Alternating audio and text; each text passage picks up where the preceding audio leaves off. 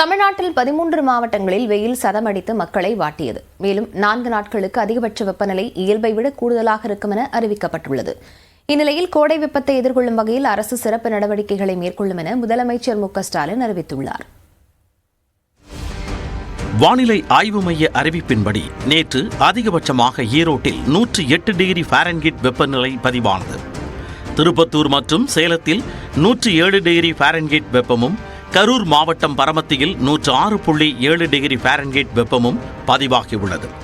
தருமபுரி மற்றும் நாமக்கல்லில் தலா 105 டிகிரி ஃபாரன்ஹீட் அளவுக்கு வெயில் கொளுத்தியதாகவும், திருச்சி, திருத்தணி மற்றும் வேலூரில் 104 டிகிரி ஃபாரன்ஹீட் வெயில் வாட்டியது. இந்நிலையில் தமிழ்நாட்டில் 4 நாட்களுக்கு அதிகபட்ச வெப்பநிலை இயல்பை விட 2 முதல் 4 டிகிரி செல்சியஸ் கூடுதலாக இருக்கக்கூடும் என்று வானிலை ஆய்வு மையம் தெரிவித்துள்ளது. உள் மாவட்டங்களின் சமவெளி பகுதிகளில் 106 டிகிரி வெப்பம் பதிவாக வாய்ப்புள்ளதாகவும், அதிக வெப்பநிலை மற்றும் அதிக ஈரப்பதம் இருக்கும்போது அசௌகரியம் ஏற்படலாம் என்றும் தெரிவிக்கப்பட்டுள்ளது.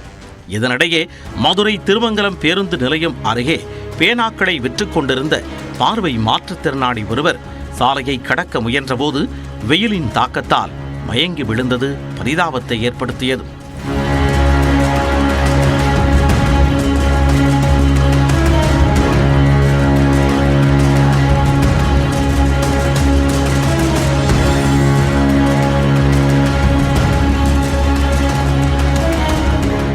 சாலையின் நடுவே மயங்கிய அவரை குடிபோதையில் இருக்கலாம் என கருதி பலர் கவலையின்றி கடந்து சென்றனர். காவலர் ஒருவர் மாற்றுத்திறனாளியை மீட்டு மருத்துவமனைக்கு அனுப்பி வைத்தார்.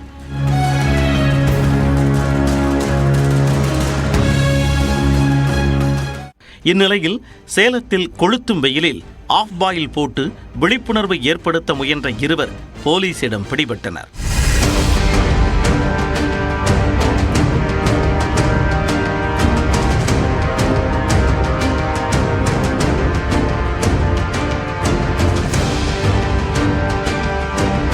உரிய அனுமதி ஏதும் பெறாமல் ஆஃப் பாயில் போட முயன்ற சமூக ஆர்வலரான பிரபாகரன் உட்பட இருவரையும் போலீசார் காவல் நிலையத்திற்கு அழைத்துச் சென்று எச்சரிக்கை விடுத்தனர்.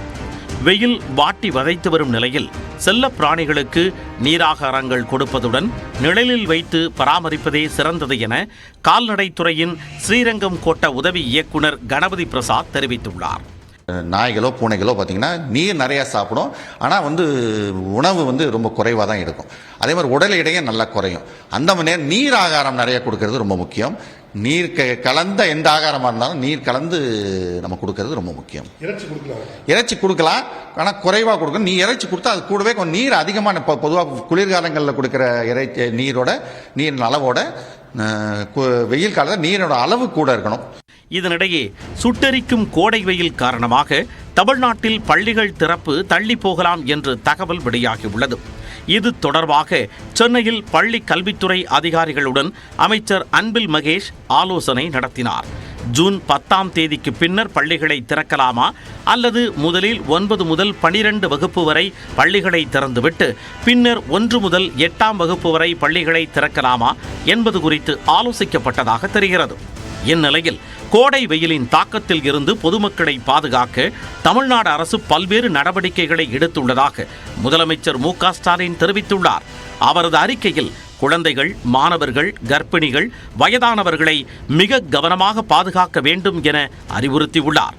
இந்த நேரத்தில் அதிக அளவு நீரை எடுத்துக்கொள்ள வேண்டும் எனவும், தேவைப்பட்டால் மட்டுமே வெளியே செல்ல வேண்டும் என்றும் கேட்டுக்கொண்டுள்ளார். வெப்பம் தொடர்பான நோய்களை கட்டுப்படுத்த அரசு மருத்துவமனைகளில் போதிய மருந்துகள் இருப்பு வைக்கப்பட்டுள்ளதாகவும், வெப்ப அலை தொடர்பாக பொதுமக்களிடையே விழிப்புணர்வு ஏற்படுத்தப்பட்டுள்ளதாகவும் தெரிவித்துள்ளார். பேருந்து நிலையங்கள், சந்தைகள், பொதுமக்கள் அதிக அளவில் கூடும் இடங்களில் தண்ணீர் பந்தல்கள் அமைக்கப்பட்டு ORS உப்பு கரைசல் வழங்கவும் நடவடிக்கை எடுக்கப்பட்டுள்ளதாக முதலமைச்சர் மு.க.ஸ்டாலின் தெரிவித்துள்ளார்.